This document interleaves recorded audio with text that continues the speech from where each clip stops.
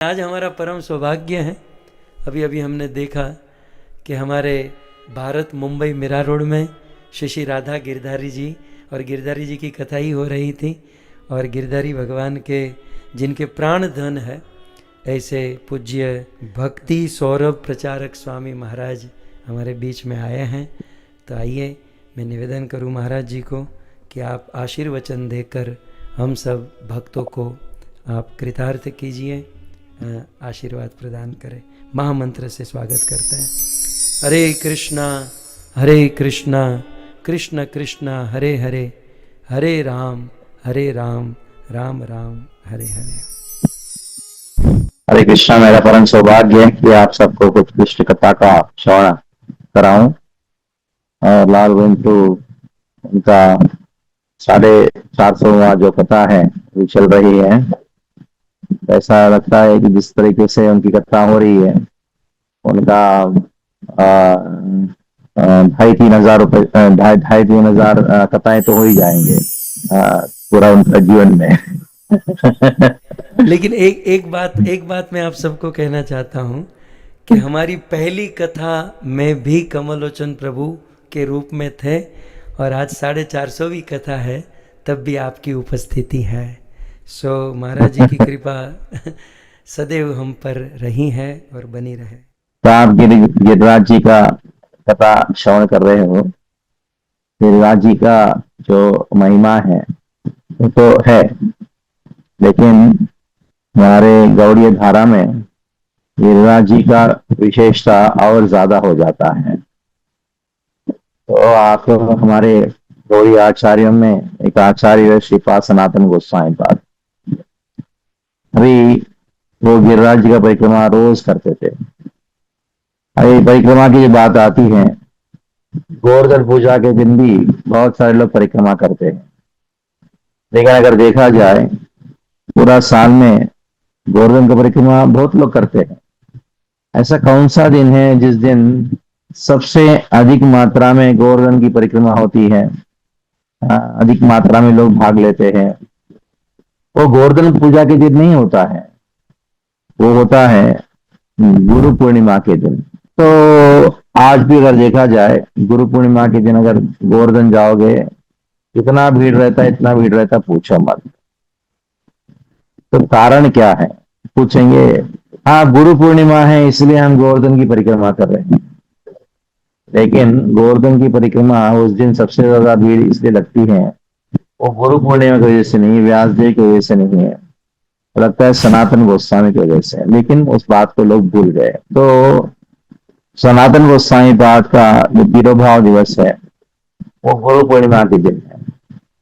और सनातन गोस्वामी पाद का लगाव गोवर्धन के साथ इतना था कि रोज परिक्रमा करते थे, वृद्धावस्था में भी करते थे। भगवान श्री कृष्ण आके कहा, अभी तुम वृद्ध हो चुके हो, अभी तुमको गोवर्धन की इतनी परिक्रमा करने की जरूरत नहीं है। इन्होंने कहा नहीं, मुझे करना है।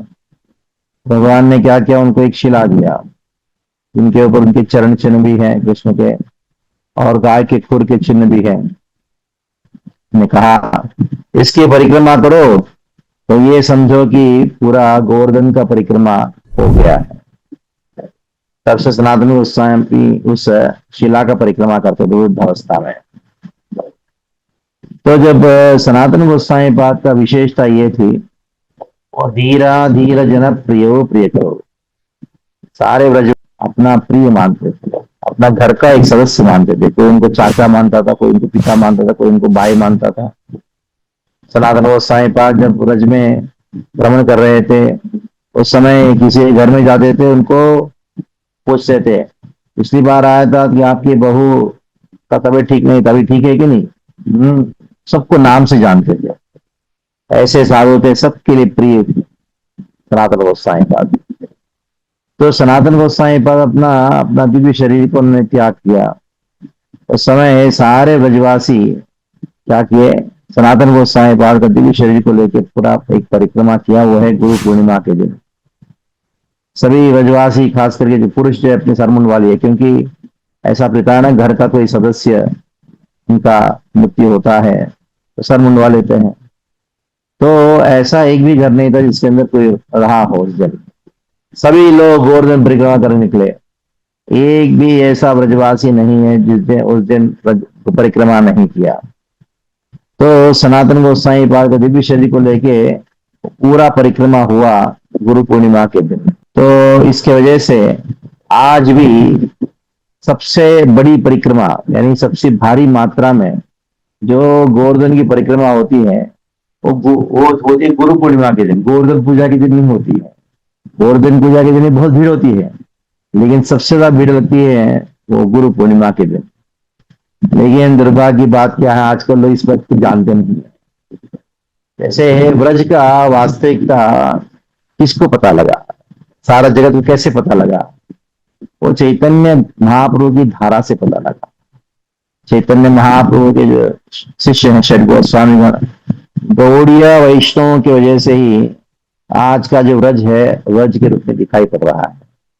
आज का जो गिरिराज है वो गिरिराज जी का महिमा किसकी वजह से है? गौड़ीय धारा की वजह से। तो रूप गोस्वामी पाद का उन्होंने उल्लेखन किया प्रभु जी ने। तो रूप गोस्वामी पाद एक छोटा सा ग्रंथ का रचना करते जिसका नाम है उपदेशामृत। उपदेशामृत में उन्होंने एक श्लोक का रचना किया। वैकुंठ जनितो वर मधुपुरी तत्राभिरासोत्सवात् वृन्दारण्यमुदार पाणिरमणात् तत्रापि गोवर्धनः राधा कुण्डमापि गोकुलपते प्रेमामृताप्लावनात् कुर्यादस्य विराजतो गिरितटे सेवां विवेकिनकः। ये बड़ा सुंदर श्लोक है जिसके अंदर व्रज के क्षेत्रों का या आध्यात्मिक जगत का क्षेत्रों का तारतम्य का वर्णन हुआ है। वैसे आध्यात्मिक जगत पूर्ण आध्यात्म से भरा भरा है, लबालब भरा भरा भरा पड़ा है, लेकिन फिर भी रस तारतम्य निश्चित रूप में दिखाई पड़ता है। वैकुंठा जनितो वरा मधुपुरी, वैकुंठ से श्रेष्ठ है वरा मधुपुरी, मथुरा। वैकुंठ से श्रेष्ठ मथुरा है। क्यों? कारण क्या है कि वैकुंठ में भगवान श्री कृष्ण का कोई जन्म लीला नहीं होता। मथुरापुरी में भगवान श्री कृष्ण प्रकट हुए। वैकुंठ में कोई भगवान प्रकट होना, उनकी माता पिता होना ऐसा नहीं रहता। इससे वैकुंठ से श्रेष्ठ है। वैकुंठा जनितो जनितो वरा मधुपुरी, मधुपुरी श्रेष्ठ है, मधुपुरी वर है। वरा मतलब श्रेष्ठ है। क्यों? जनिता, भगवान उधर जन्म लेते हैं। वृंदारण्यमुदार पाणिरमणा तत्रापि रासोत्सवात् वृंदारण्यम, तत्रापि यानी मधुपुरी, मथुरा से श्रेष्ठ वृंदावन। क्यों श्रेष्ठ है? रासोत्सवात्, क्योंकि भगवान श्री कृष्ण उधर रासलीला करते हैं।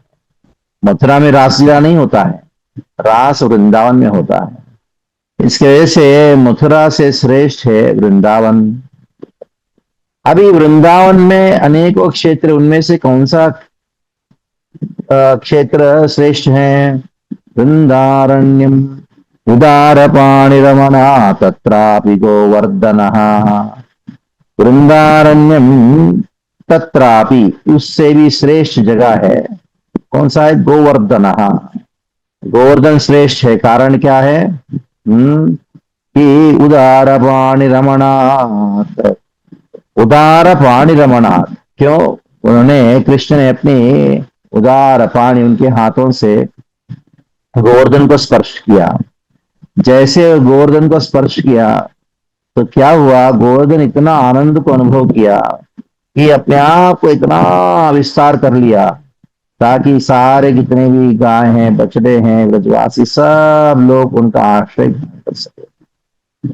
तो वृंदारण्यमुदार पाणिरमणा तत्रापि गोवर्धनः।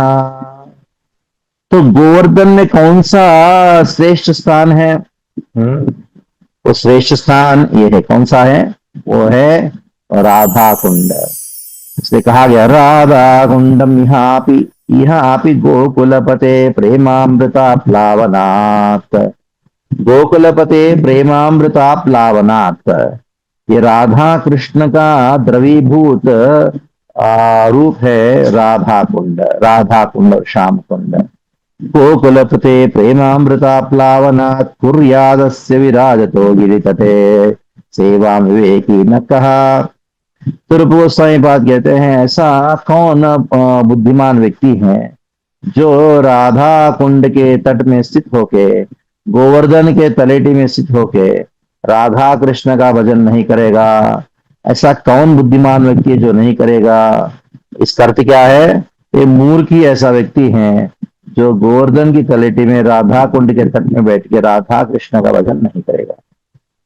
खास करके राधा कुंड में गोवर्धन की जो महिमा है उसको गान अनेकों लोगों ने किया, लेकिन हमको एक बड़ा सुंदर गीत है वेणुगीत। वेणुगीत में बहुत सारे श्लोक है, जिन श्लोकों को बहुत सारे गोपियों ने गाया, लेकिन एक ऐसा श्लोक है जो स्वयं श्रीमती राधा रानी ने गान किया, वो आपको प्राप्त होता है भागवत का 10वां स्कंद का 21वें अध्याय में। वैसे आज आपने गोवर्धन लीला का श्रवण किया, तो राधा रानी के मुख से उत्पन्न हुआ जो श्लोक है, गोवर्धन की महिमा को गान करने वाला, गोवर्धन की मधुरिमा को गान करने वाला जो श्लोक है, उसको याद भी कर सकते हैं, उसको पाठ भी कर सकते हैं। हंता यमाद्रिय बला हरिदास वर्तो यद्राम कृष्ण चरण स्पर्श प्रमोदः बाणं तनोति सहगो गणयोस्तयोर्यत् पाणीयसूयवसकंदर कंदमूलैः। ये बड़ा सुंदर श्लोक है जो हमको प्राप्त होता है कहाँ, भागवत का 10वां स्कंद का 21वां अध्याय में, जहाँ गोपियां कृष्ण की वेणु गीत का गान कर रही हैं। वेणु का जो गीत है जिसको वेणु गीत कहा गया है, जिसमें गोपियां विरह भाव को अनुभव कर रही है। कृष्ण भी जा रहे हैं कहाँ, व्रज में गाय चराने जा रहे हैं, और ये दृश्य को स्मरण करते करते गोपियां कहती हैं, ये पूरा गोपी वेणु गीत गाती हैं। और हंताय मबलाद्रि हरिदास वर्य। भागवत में 3 वैसे महान भक्त हैं जिनको हरिदास वर्य कहा गया है। एक है वो है युधिष्ठिर महाराज, दूसरा है उद्धव, तीसरा है गोवर्धन। भले ही तीनों को हरिदास वर्य कहा गया है, लेकिन गोवर्धन इन तीनों में सर्वश्रेष्ठ है। कारण क्या है, जहां गोवर्धन में भगवान श्री कृष्ण का माधुर्य लीलाएं संपन्न करते, राधा कृष्ण की गुह्यतम लीलाएं जो हैं वो गोवर्धन में होता है। वैसे एक गोवर्धन अष्टकम भी है जिसके ऊपर बड़ा सुंदर व्याख्यान भी किया जा सकता है, जो रघुनाथ दास गोस्वामी ने लिखा है। बड़ा अद्भुत अष्टकम है, गोवर्धन दशकम है, संवास प्रार्थना दशकम, 2 दशकम की रचना किया हमारे रघुनाथ दास गोस्वामी, जिसके अंदर अद्भुत तरीके से ये गोवर्धन के तलेटी में राधा कृष्ण की दिव्य लीलाओं का वो वर्णन करते हैं। तो ये जो श्लोक है हंतायम, इसकी थोड़ी सी चर्चा करेंगे। हंता अयम, अयम आद्री, ये जो पर्वत है, हंता हंता हे अबला, हे अबलाएं सुनो, सखियां सुनो, राधा रानी कहते हैं सखियों को सुनो, अभी कृष्ण को हम ढूंढते ढूंढते अनेकों जगह भटक रहे हैं। अभी ये गोवर्धन जो है ना, ये सारी हमारी इच्छाओं को पूर्ण करता है। तो इसलिए गोवर्धन को दूर से देख के राधा रानी कहते हैं हंता अयम अयम अयम अद्रिहंता, ये जाके हमारा इनके पास जाएंगे, गोवर्धन हमारा राह दिखाएगा, हमको राहत प्रदान करेगा। ये कृष्ण विरह का ताप का राहत ये गोवर्धन दिखाएगा। ऐसा हंताय माद्रिय बला हरिदास वर्यो यद राम कृष्ण चरण स्पर्श प्रमोद। यद राम कृष्ण चरण, राम और कृष्ण यानी बलराम और कृष्ण के चरण कमलों का स्पर्श करने मात्र से प्रमोद, बड़े आनंद को अनुभव करता है, और आनंद को अनुभव कराता भी है। कैसे आनंद को अनुभव कराता है? हिमानम तनोति सहगो गणयोस्तयोर्यत्, तो मानम तनोति सहगो गणयोस्तयोर्यत्। राम और कृष्ण, बलराम और कृष्ण अपने बछड़ों के साथ, अपनी गायों के साथ जब जाते हैं, अपने ग्वाल बालों के साथ जाते हैं, पानी यसूयवसा, जब उनको प्यास लगता है, बहुत शीतल पानी, हाँ, शीतल जल को प्रदान करता है। सुयवसा, जब उनको भूख लगता है गायों के लिए, बहुत सुंदर घास। और जब ग्वाल बालों को खेलना होता है, कंदरा, बहुत सारे एक गुफाएं उधर जहां उनको आराम करना होता है, कि ऐसे आराम करने की जगह। और कंदमूल ही, जब वो खेलते खेलते ग्वाल बालों को भूख लगता है तो उनको कंदमूल प्रदान करता है। जब गर्मी के मौसम में गोवर्धन क्या करता है? वो ठंडक अनुभव कराता है, और ठंडी के मौसम में गर्मी को अनुभव कराता है। ये गायों को आनंद प्रदान करता है, इसलिए उनका नाम क्या पड़ा? गोवर्धन। गोपियों को आनंद प्रदान करता है, इससे उनका नाम पड़ा गोवर्धन। गोपों को आनंद प्रदान करता है, इसकी वजह से उनका नाम पड़ा गोवर्धन, यानी आनंद प्रदान करने वाला गोवर्धन, इसलिए उनका नाम है हरिदास वर्य। वही व्यक्ति, अनेकों अनेकों भक्त है, हरिदास अनेकों है, हरि के दासत्व करने वाले बहुत है भक्त है, लेकिन जिनका एकमात्र उद्देश्य होता है कि मैं अपना सुख नहीं चाहता हूं, मैं केवल राधा कृष्ण का सुख चाहता हूं, गोपों का सुख चाहता हूं, गोपियों का ही सुख चाहता हूं। मैं गोपियों का सुख देने के लिए, ब्रजवासियों को सुख देने के लिए कुछ भी करने के लिए तैयार हो जाऊंगा, वो वास्तविकता में गोवर्धन के पच्चिन्नों में चलता है। उनको मुझे कृष्ण का सानिध्य प्राप्त करना है, कृष्ण का दर्शन करना है, उसका लालसा नहीं, सेवा करना है। जिसके हृदय में सेवा करने की भाव होती है, भजनीय परम पुरुष सुखम ही सुसुखत्वम, भगवान का सुख ही मेरा सुख है, भगवान के भक्तों का सुख ही मेरा सुख है, गौ माता का सुख ही मेरा सुख है, उसके लिए वो कुछ भी करने के लिए तत्पर हो जाता है। वो वास्तविकता में गोवर्धन का कृपा को वो प्राप्त करता है। वैसे गोवर्धन के यहाँ लीला जब चल रही है, उस समय गोवर्धन ने पूछा रघुनाथ दास गोस्वामी से, हे रघुनाथ, तुम मेरे तलेटी में क्यों रहना चाहते हो? तुम जाओ, कहीं और जा सकते हो ना, इधर ही क्यों रहना चाहते हो? तब उन्होंने कहा, गोवर्धन, रघुनाथ दास गोस्वामी कहा, नहीं, आपके जो कंदर हैं उसके अंदर राधा कृष्ण की ही लीलाएं होती हैं, उधर बैठ के मैं भजन करना चाहता हूँ और राधा कृष्ण की लीलाओं का स्मरण करना चाहता हूँ। तब गोवर्धन ने कहा, जाओ, सांकेत बन जाओ, उधर भी तो होता है, हाँ, इधर ही मेरे साथ में क्यों रहना चाहते हो? कहा कि हे प्रभु, हे गोवर्धन, तुम्हारे यहाँ भगवान श्री कृष्ण पांचों के 5 प्रकार के रस लीलाएं, रस का 5 रस होते हैं, प्रशांत, दास, साक्ष्य, वात्सल्य, माधुर्य। ये 5 के 5 रसों में जो संबंध लीलाएं आप यहाँ करते हैं, इसकी वजह से मैं आपके तलेटी पे शरण लेना चाहता हूं। जो हमारा प्रयोजन आचार्य कौन है? रघुनाथ दास गोस्वामी। तो उन्होंने गोवर्धन दशकम, संप्रार्थना दशकम, संवास प्रार्थना दशकम, 2 दशकों को उन्होंने रचना किया। बड़े अद्भुत दशक है, जिनका भजन करने से हमारे आचार्यों ने कहा, हमारा जो प्रयोजन है कृष्ण प्रेम, वो शीघ्र ही हमको प्राप्त होता है। ये गोवर्धन का विशेषता है। अभी आपको, मैं वाराणसी में हूँ विश्वनाथ जी के शरण में, अभी थोड़ा मेरा भागवत क्लास भी शुरू हो रहा है, तो आप सबसे प्रार्थना करता हूँ, उनको भी आशीर्वाद दो, प्रार्थना करो। अब ये जन्म में तो अगले जन्म में कभी गोवर्धन का संवास प्राप्त हो, ऐसी प्रार्थना से विराम करता हूँ। हरे कृष्णा कृष्ण कृष्णा हरे हरे, हरे राम राम राम हरे हरे।